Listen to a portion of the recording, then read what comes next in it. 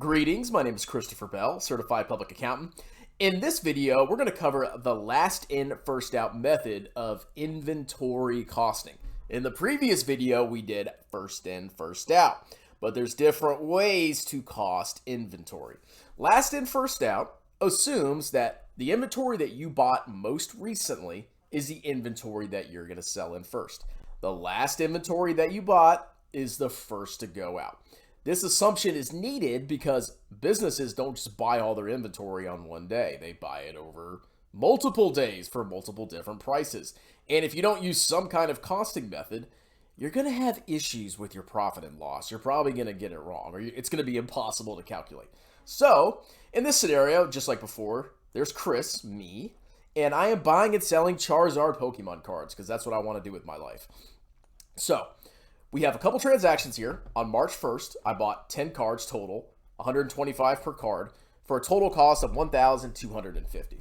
On March 4th, I bought 5 cards for $150 each, for a total of $750.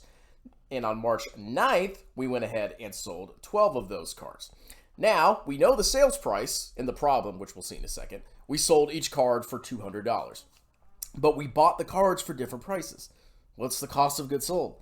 Well, using the last in, first out method, we start with our latest cards, our newest cards that we bought, which were these 5 cards that we paid $150 for each. So we sold 5 of these, and there's 0 left.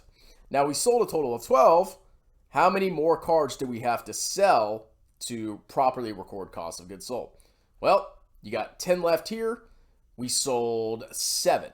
7 plus 5 is 12. So if we sold 7 of these, there's 3 cards left. 5 from here, 7 from here, gives us a total of 12 cards sold. So our cost of goods sold is literally adding up the total cost of the cards that we purchased that we have now sold according to LIFO. So if we zoom out here, let me go ahead and move us down a little bit. We're going to compute that right now. So the March 4th purchase, we paid how much for those 5 cards? $750, right? And then for the March 1st purchase, we got to do a little bit more math because we sold 7 cards for, how much did we pay for them? $125 per card. So our total cost of goods sold for this specific batch of inventory is 7 times 125. $875. So to get our total cost of goods sold, we have to add the $750 from the batch that we sold, or that was purchased on March 4th, and then $875 from the batch that was purchased on March 1st.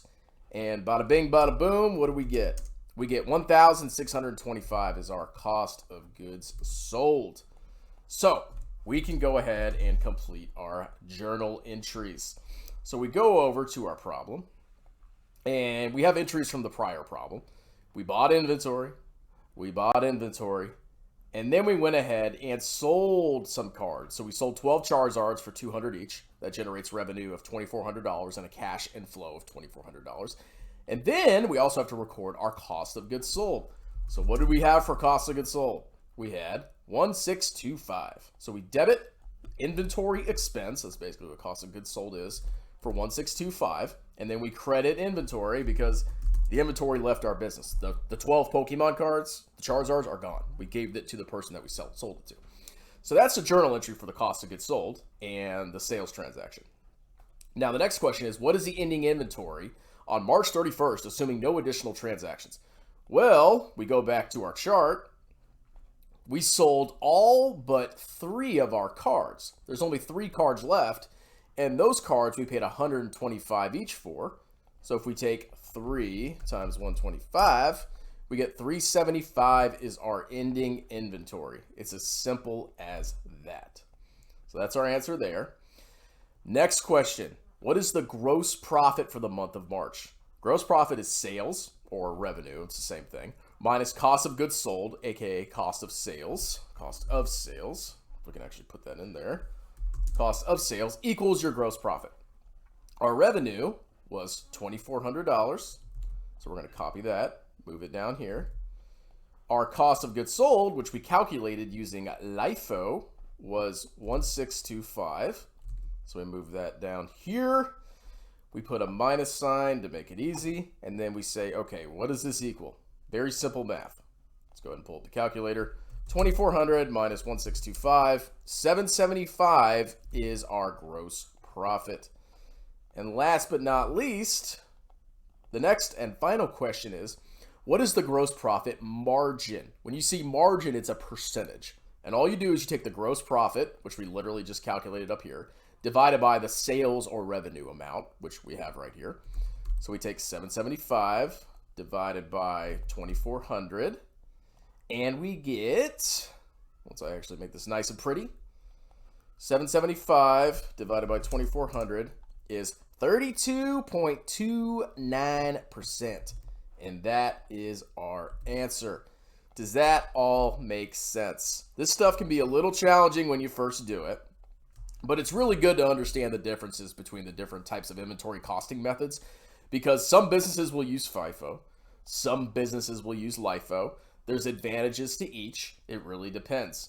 But as long as you have a solid understanding of how all of this works, you'll be better suited to either completing your accounting homework, analyzing a business, whatever you want to do. Hope you enjoyed it. If you like this lesson, like I said, and you want a personalized lesson, there's going to be a pinned comment in the comments section. Have a wonderful day.